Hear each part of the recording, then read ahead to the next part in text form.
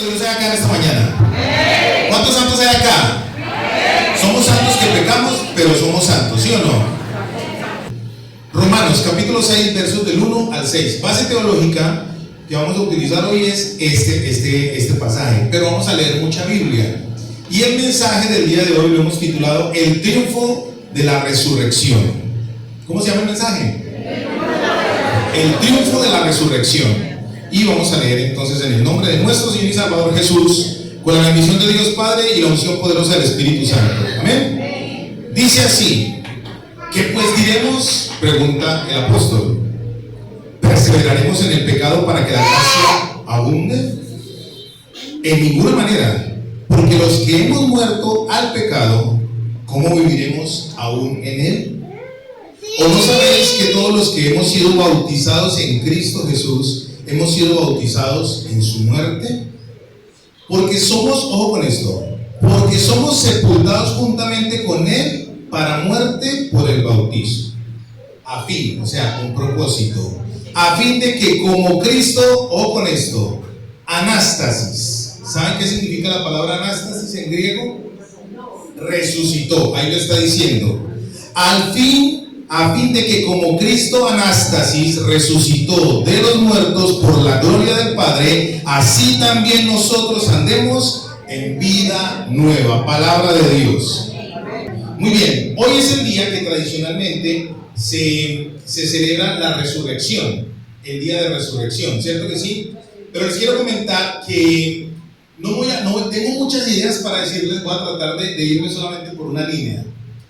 No voy a hablarles de tecnicismo, no voy a hablarles de muchos tecnicismos, pero quiero que usted se vaya de aquí hoy con un mensaje que lo vivifique, que lo llene de Dios, que lo motive a seguir siendo creyente, a seguir siendo cristiano, que a pesar de las circunstancias adversas que usted esté viviendo en este momento, sea cual sea, usted hoy salga de aquí diciendo, bueno, vale la pena servir a Dios porque hay un propósito en el sacrificio de Jesús. ¿Así es?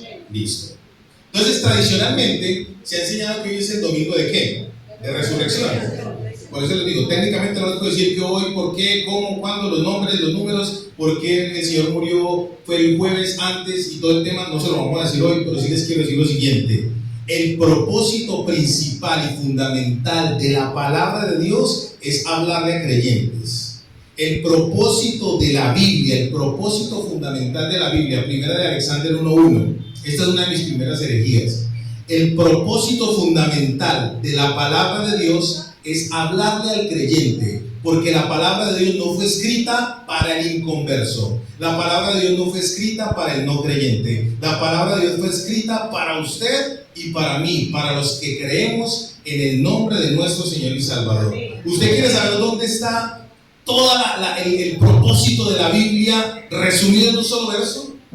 Léase el Evangelio según San Juan, capítulo 20, verso 18. Ahí dice, el propósito de este libro es, dice, para que los que creemos seamos fortalecidos en la fe, para que creyendo aún amemos más al Señor. Ahí está el propósito de la Biblia. La Biblia no está escrita para comprobar que la teoría de la evolución sí, que la teoría de la evolución no, que teológicamente está, no. La palabra de Dios fue escrita exclusivamente para los escogidos de Dios, para que el pueblo que Dios escogió desde antes de la fundación del mundo conozcan sus preceptos, conozcan sus conceptos y lo que tiene para cada uno de nosotros. ¿Están conmigo? Amén. Entonces hoy quiero hablarles el tema de la resurrección, el triunfo de la resurrección. Bueno, para hablar de la resurrección los voy a colocar en contexto. Nosotros los creyentes desde el primer siglo, o usted y yo, no somos los únicos que se nos ha dificultado en creer en la vida nueva en Cristo. Conozco muchos creyentes, yo sé que aquí no pasa esto, gloria a Dios por eso, pero conozco muchos creyentes que se les dificulta creer que Jesús es Dios.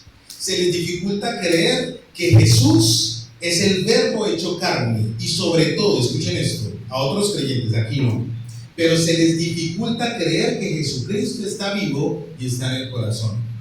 ¿Por qué le digo esto? Porque en la conducta que nosotros muchas veces manifestamos, oramos como si creyéramos en Dios, pero actuamos como ateos, como impíos. Nuestro lenguaje es el lenguaje que Pedro usó cuando llegó al Señor, puro lenguaje de corsario.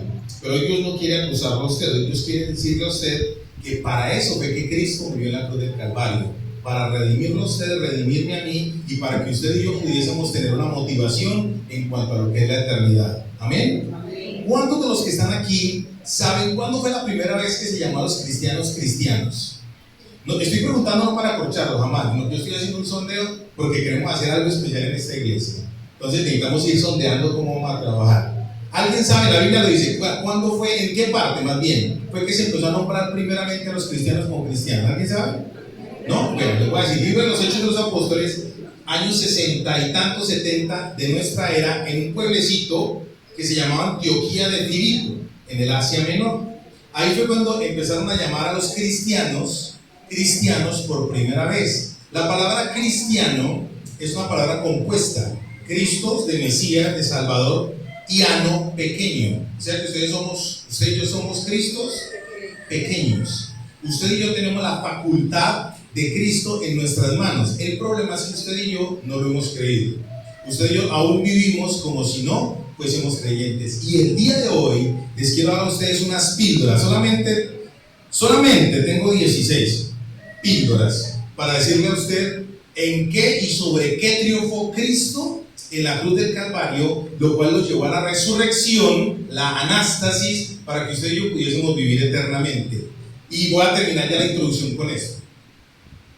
¿Usted nunca se ha preguntado cuál fue la motivación de los primeros cristianos cuando los metían en los fosos de los leones, que eran en el Coliseo Romano, que se los tiraron a los leones, a las hienas? ¿Usted nunca se ha preguntado a esa gente por qué iban tan motivados? Los iban a matar y ellos felices. ¡Qué bueno que me van a matar! ¡Gloria a Dios porque me van a matar! ¡Me van a comer los leones! ¡Qué dicha que me estén mordiendo el cráneo y eso traquee y se me salgan los ojos! ¡Qué hermosura! ¿Usted nunca se ha puesto a imaginar qué los motivaba a ellos a esa efusividad por el tema de Dios? Y una vez Dios me dijo a mí que nunca predicara o nunca fundamentara el ministerio que Él me había dado sobre el testimonio de lo que yo hice, sino que me dijo: fundamente su ministerio sobre la roca que es Cristo. Y me lo confirmó hace unos años cuando me dijo: predica de mi hijo, solamente predica de mi hijo. Entonces vengo trabajando eso, y en la medida que fui creciendo espiritualmente, doctrinalmente, teológicamente, empecé a entender algo. Dios es un Dios de construcciones y de un tejido de dispensación. En esta iglesia su pastor es la teología que él usa es una teología muy de dispensación. Dispensación es tiempos. Entonces él utiliza esa teología. A mí me gusta mucho, por eso tengo al pastor en mucha estima, porque somos amigos. Aparte que somos amigos, somos muy afines en cuanto a nuestros conceptos filosóficos y teológicos. Entonces yo decía: ¿por qué Dios hace eso? Entonces empecé a analizar. Después de muchos años estudiando, me di cuenta que Dios utiliza las dispensaciones y los tiempos para hacer una construcción. Diga conmigo: Dios es un Dios de construcciones. Diga conmigo: Dios es un Dios de tiempos. Dios no es mágico. Ay, Señor, es que resulta que necesito para el arriendo, Señor. Y usted le tuerce el brazo a Dios, usted diciéndole: Señor, no, aquí no, eso no pasa en esta iglesia. No, cuando yo una vez fui a predicar: Señor, si usted me da los servicios, si usted me da lo del arriendo, yo ayuno 4 días. Dios no opera así. Los ejercicios espirituales es para que usted y yo crezcamos espiritualmente, no para torcer el brazo a Dios, porque Dios es un Dios de procesos. Y con el día de hoy ocurrió lo mismo.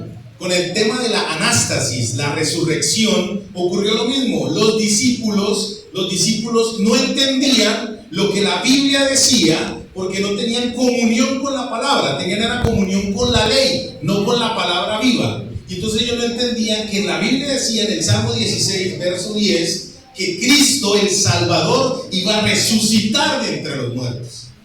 La obra máxima, santos de Dios, de la redención no es tanto la crucifixión.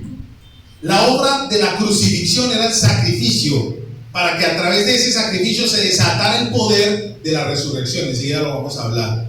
Uno de los símbolos de nosotros como cristianos es la cruz, pero el símbolo máximo que nosotros tenemos como cristianos es la tumba vacía, porque Jesucristo no lo retuvo la muerte. Él en este momento está vivo, y no solamente está a la diestra del Padre, ¿Sabe quién le dio la bienvenida a usted cuando estaba llegando acá a la iglesia? Si usted viniera desmotivado, pensando en el desayuno de mañana, pensando en que no tiene para los servicios, ¿sabe quién le estaba dando a usted la bienvenida a este lugar cuando usted estaba entrando?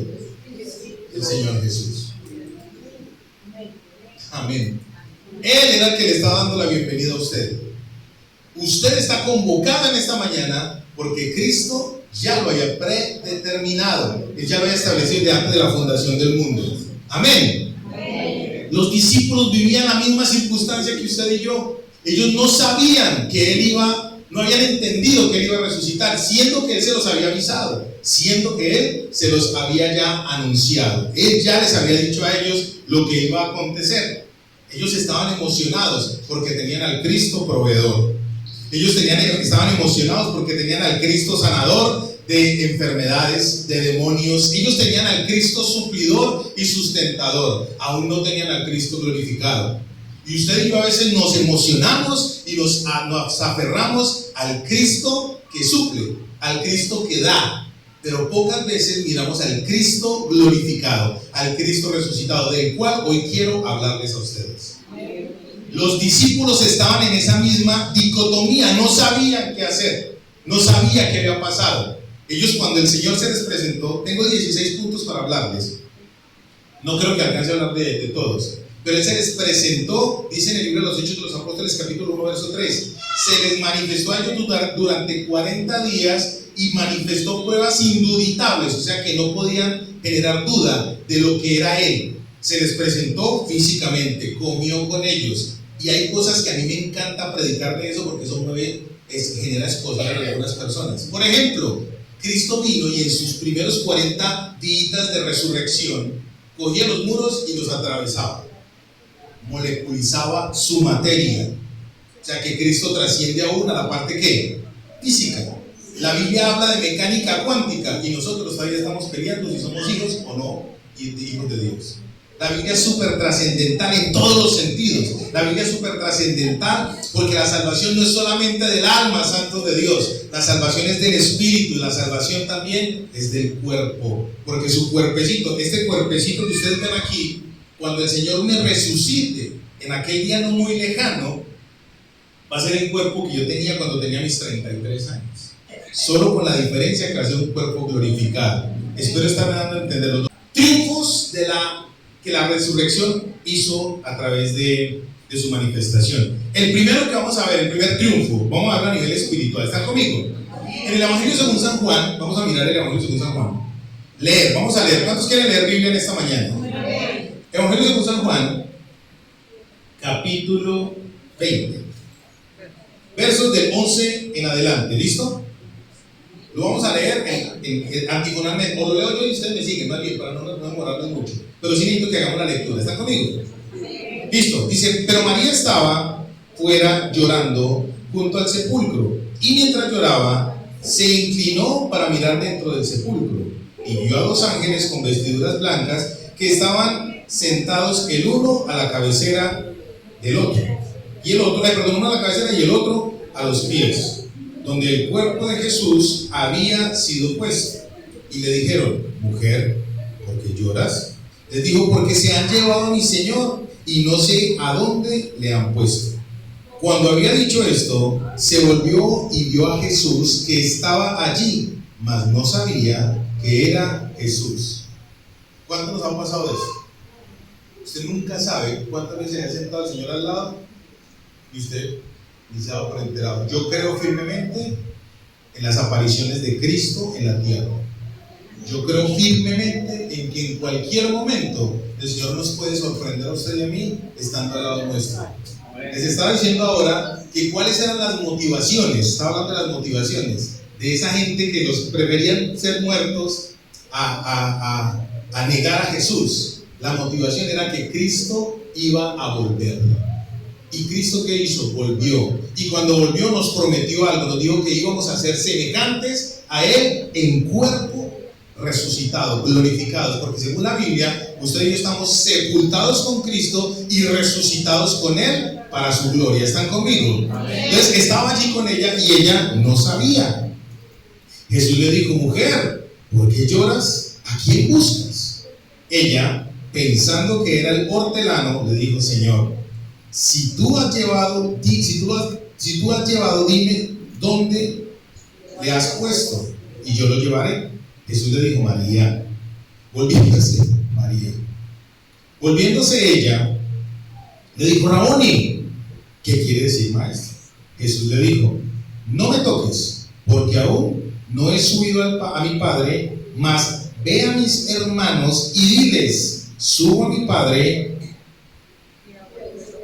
y a vuestro Padre, y a mi Dios y a vuestro Dios. Fue entonces María Magdalena para dar a los discípulos las nuevas de que había visto al Señor y que Él le había dicho estas cosas. Cuando llegó la noche, ojo con esto, de aquel día, ¿qué día dice la Biblia que era? El primer día, o sea, el día de la resurrección.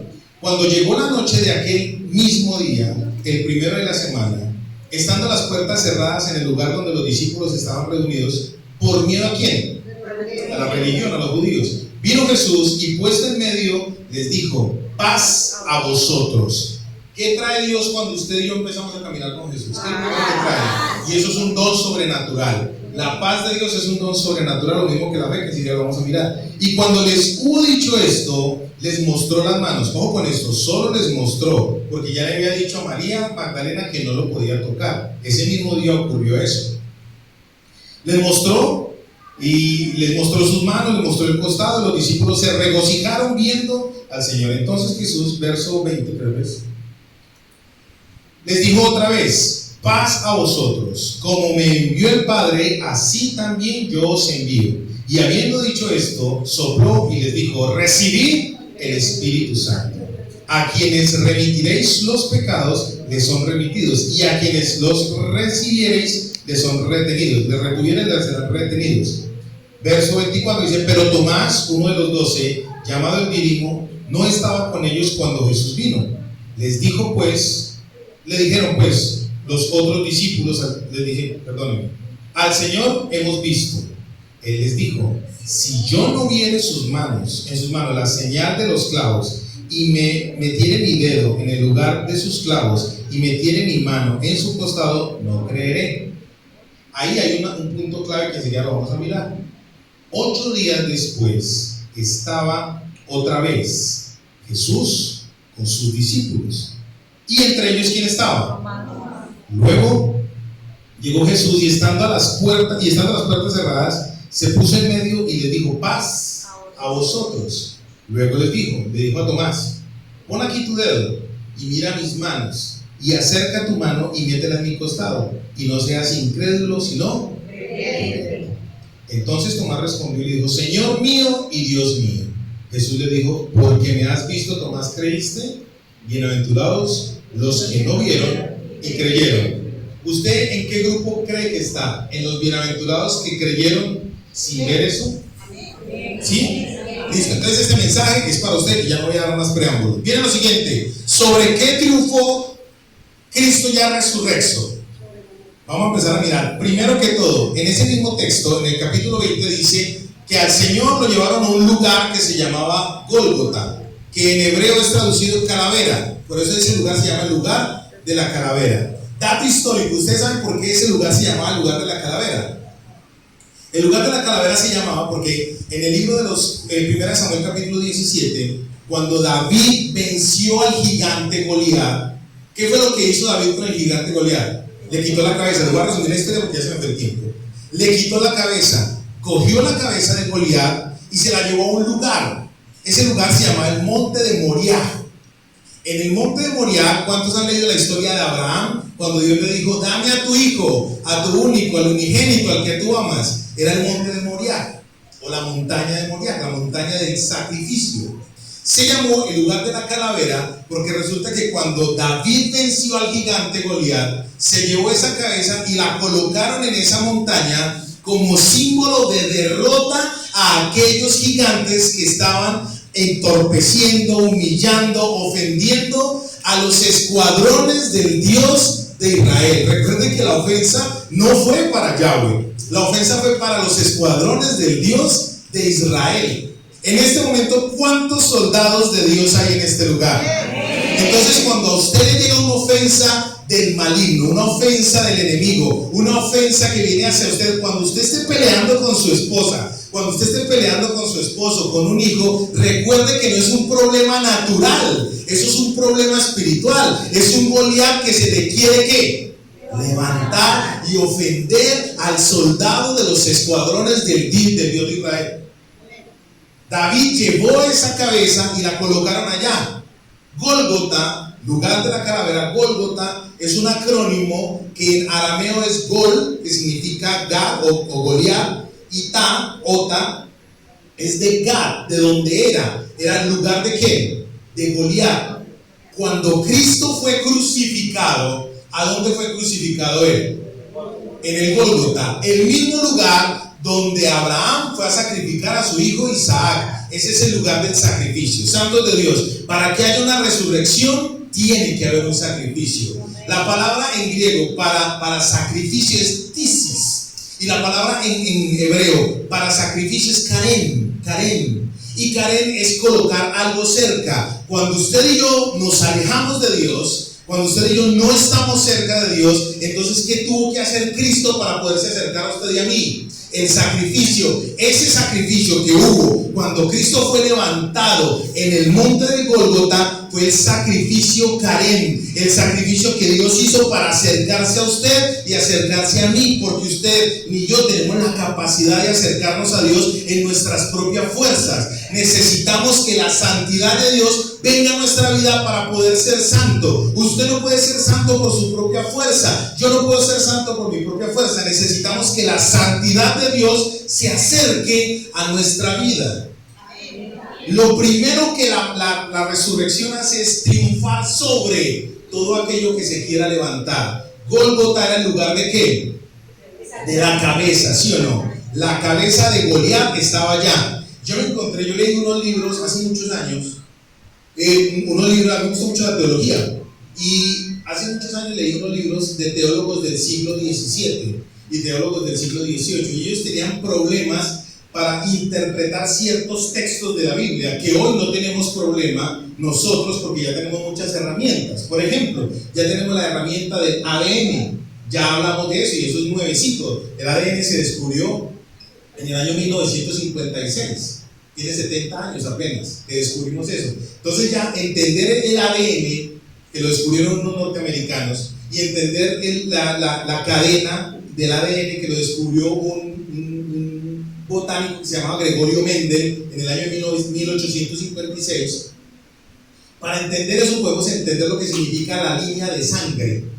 Cuando usted y yo empezamos a leer la Biblia con detenimiento, con estudio, con disciplina, con juicio, ella nos va a empezar a develar cosas. Ella se va a empezar a mostrar a nosotros. Cuando a Cristo lo levantaron en ese monte, en el monte de la calavera, en el monte de Gólgota, se cumplió una profecía que está en Génesis capítulo 3, verso 15. Cuando dice el Señor, le dice el Eterno a la mujer, le dice a la mujer y a la serpiente. A la serpiente le dice: tú herirás a la mujer ¿en dónde?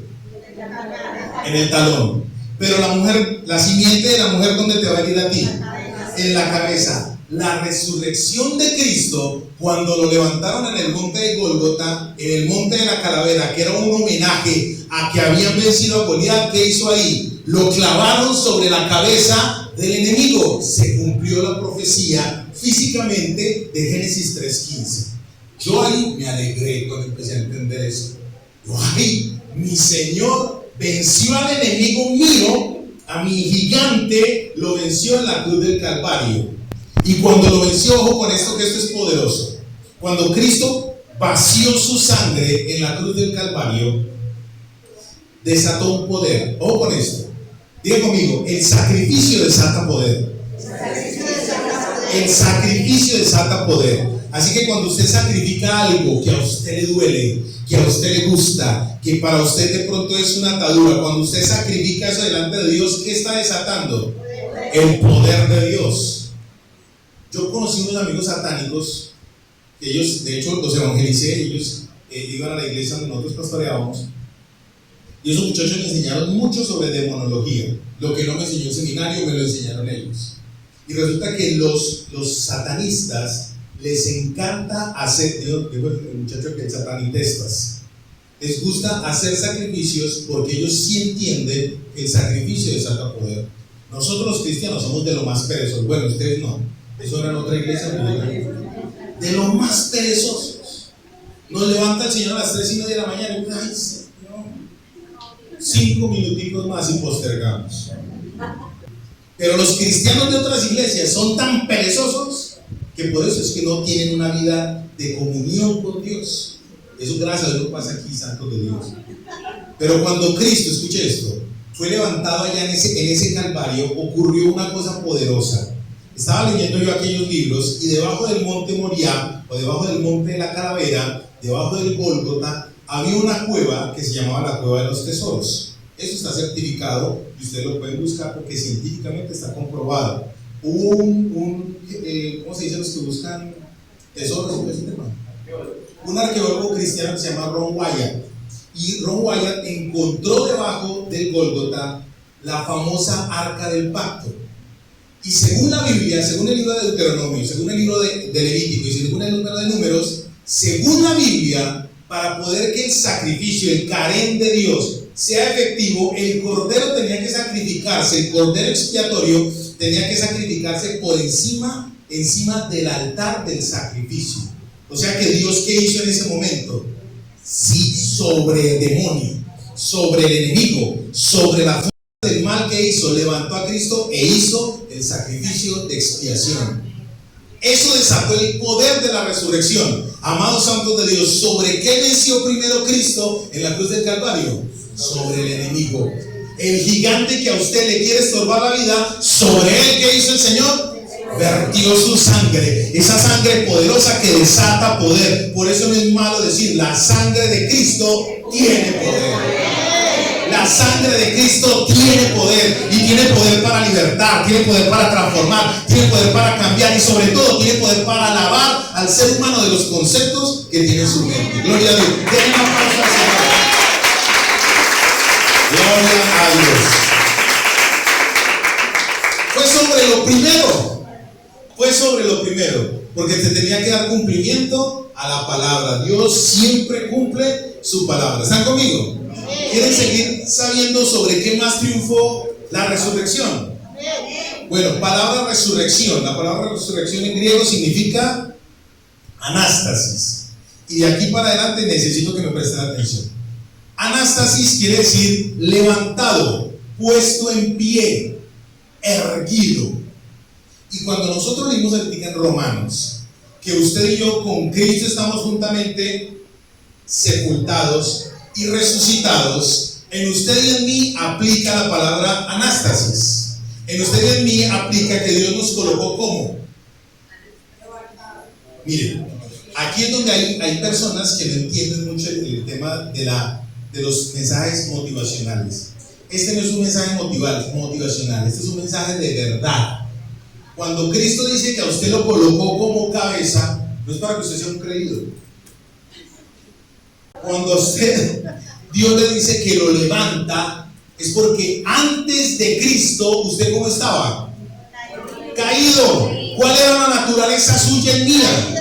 Caída. De hecho, esa es nuestra naturaleza, nuestra condición, aunque ya seamos salvos y resurrectos, porque no decimos, ya somos resucitados. ¿Cuál es su condición y mi condición? Somos caídos. O usted me va a decir que usted no, de vez en cuando no se le sale ese malo que lleva adentro y le dan ganas de matar al vecino. Entonces, muy bien. Cuando la Biblia dice que usted es un resucitado, un resurrecto, usted está en una situación de anástasis. Diga conmigo, yo estoy puesto de pie.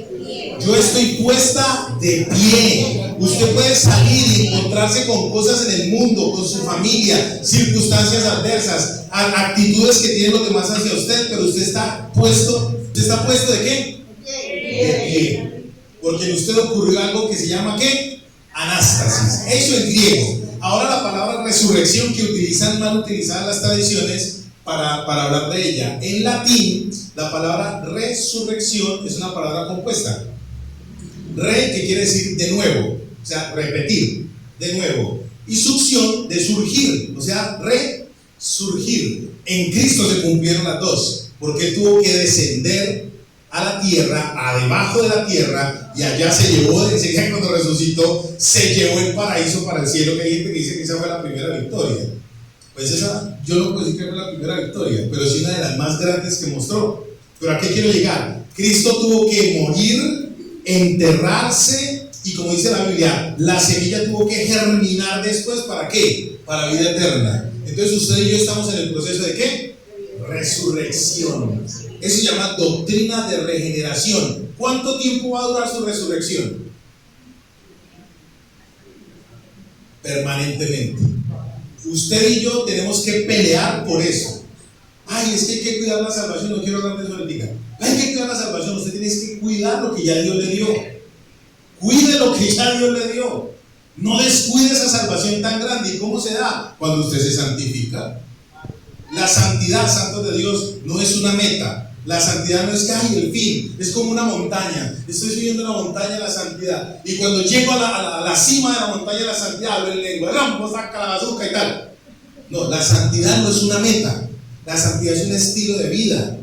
Usted y yo tenemos que santificarnos diariamente, permanentemente, todos los días, todos los días. Que se me atravesaron el carro, no diga la grosería, dígale HP, hijo de la promesa, hijo del pacto, hijo del Padre, pero no le diga las otras cochinadas que normalmente afloran. ¿Me estoy dando a entender? Cuando Cristo en la cruz del Calvario se levantó, lo primero que hizo fue vencer al gigante. ¿Están conmigo? Váyase conmigo ya para que terminemos esto, porque yo sé que el tiempo no me va a dar. Colosenses capítulo 1. ¿Sobre qué hubo triunfo en la resurrección? ¿Sobre qué? ¿Sobre qué hubo triunfo en la resurrección? Colosenses capítulo 2, versos del 8 en adelante. Vamos a leer hasta el 14, hasta el 16. ¿Les gusta leer Biblia? Sí. Capítulo 2, versos del 8 en adelante. Dice así: mirad que nadie os engañe por medio de filosofías y huecas sutilezas según las tradiciones de los hombres, conforme a los rudimentos del mundo y no según Cristo. Porque en Él habita corporalmente toda la plenitud de la verdad. Y vosotros estáis completos en Él, que es la cabeza de todo principado y potestad.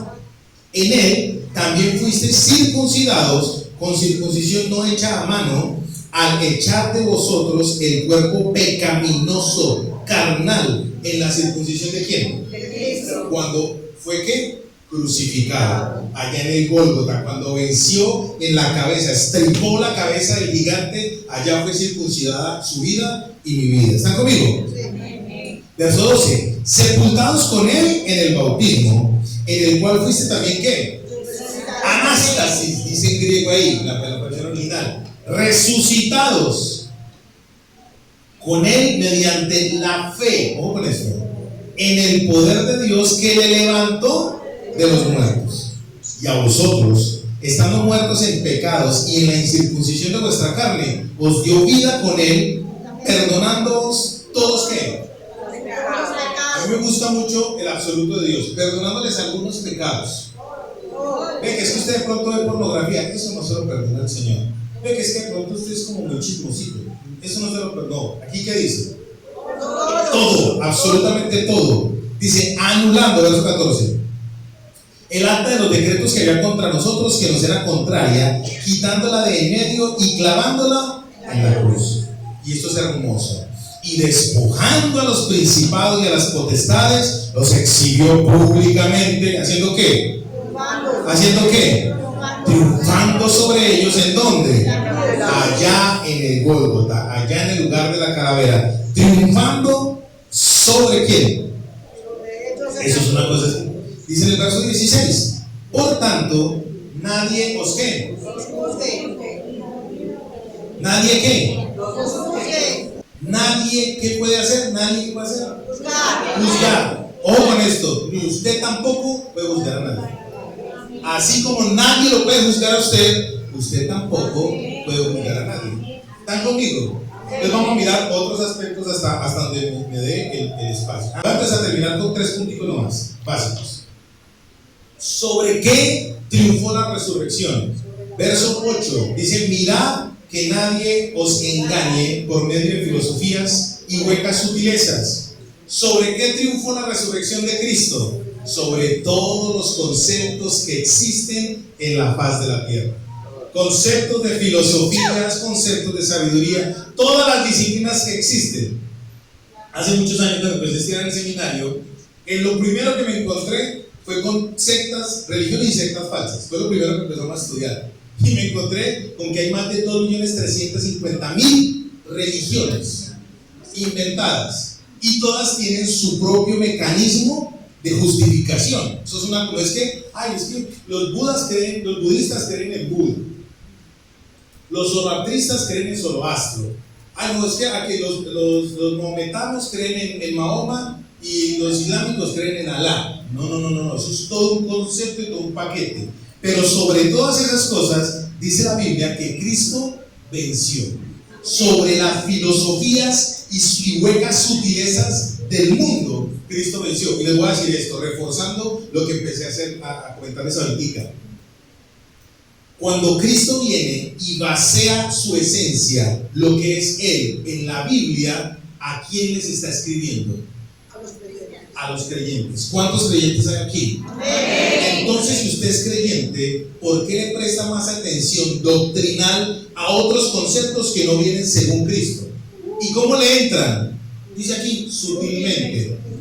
A usted no le va a llegar el ateísmo o la incredulidad o la falta de fe, no le va a llegar así. ¿Y yo qué soy? Soy el ateísmo y te llegué.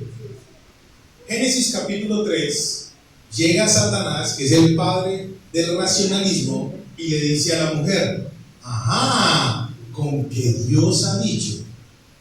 ¿Qué puso a hacer el diablo a Eva? La puso a razonar. Ella no dudó, ella razonó. Ella le dio mente y dijo: yo no había visto que la fruta de esa papaya está como buena, porque yo sé que fue papaya lo que le dio, porque ella la comió. Mira ese aguacate, mira. Ella empezó ¿a qué? A razonar.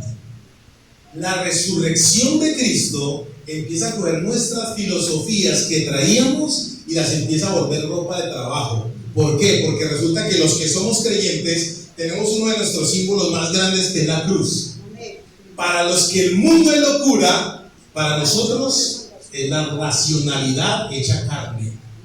Cristo en la cruz del Calvario nos mostró a usted y a mí lo que es Él. Por eso les quise hablar ahorita del primer ejercicio que hizo Cristo triunfante acerca de lo que ocurrió.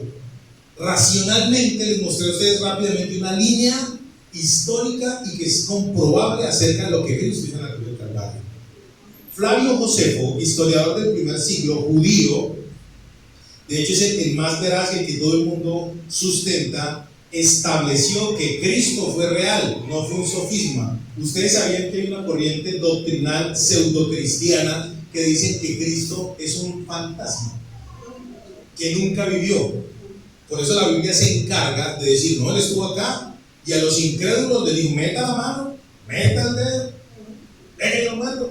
El Señor se encarga de hacer que usted se enamore de Él. ¿Sabe qué es lo que más me gusta a mí de mi Señor? Como dice en Oseas 4: con lazos de amor me sedujiste y me atrajiste. Mira, la iglesia, santos de Dios, ustedes y yo, la filosofía más grande que existe, que vuelve loco a todo el mundo, es lo que usted y yo sentimos cuando estamos en este lugar, lo que usted y yo vivimos cuando estamos en este lugar, cuando usted y yo adoramos a Dios. Eso para la gente que le mete lógica, que le mete mucha filosofía. Filosofía es conceptos de conocimiento, filos de filial y sofía, conocimiento, sabiduría. ¿Sabe qué enloquece a la gente afuera? El que usted y yo nos amemos. El que usted y yo, a pesar de que usted y yo seamos diferentes, nos amemos. Los cristianos tenemos que empezar a hacer el ejercicio de romper aquellas barreras que nos impiden acercarnos al otro. Ejemplo: será que a la hermana le caigo bien, y la otra hermana dice: yo quiero saludarla, pero es como tan creída. Pero cada una tiene un ¿qué? Un concepto, un prejuicio, una predisposición a. ¿Sobre qué triunfó entonces la resurrección? Sobre las filosofías, que cómo se meten sutilmente. Amados santos de Dios, yo sé que lo que yo les estoy hablando, De cada punto podemos sacar muchas ramas y seguirlas profundizando, pero yo solamente quería darles un pincelacito. Y sobre todo, escuche bien, sobre todo lo que Dios quiere hacer es levantarlo a usted, erguirlo. Resulta que la conmemoración de la resurrección para nosotros los creyentes no es conmemorar, estoy todo rememorado. Yo me llamo Julio. El concepto de la resurrección no es conmemorar la resurrección de Cristo, porque fue una vez y para siempre. Él está vivo. El tema de la resurrección es para que usted y yo celebremos el triunfo de Cristo en la cruz del Calvario. Así que usted y yo somos los que hoy deberíamos estar celebrando que estamos vivos, que ya la muerte no tiene sobre usted y sobre mi potestad, que ni siquiera la muerte física, ni la muerte eterna, ningún tipo de muerte. La muerte significa separación, eso lo vamos a mirar después. La muerte no tiene potestad sobre quién. Porque ¿quién está en usted? El Cristo vivo, el Cristo real. Él está en mí. ¿Y quién es el que tiene que morir a lo viejo? Este Adán que está aquí. Pero la resurrección es una celebración de que Cristo te colocó a ti, te colocó erguido, te colocó parado, te colocó en posición recta. ¿Están conmigo? Amén. Bueno, para darle conclusión, ya les dije que tengo muchos más puntos para hablar. Vamos a volver a Romanos capítulo 6. Romanos capítulo 6, vamos a leer solamente el verso 6.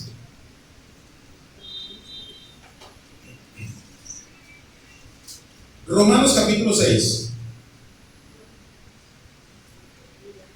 verso 6, dice: sabiendo esto, que vuestro viejo hombre fue crucificado juntamente con él, para que el cuerpo del pecado sea ¿qué?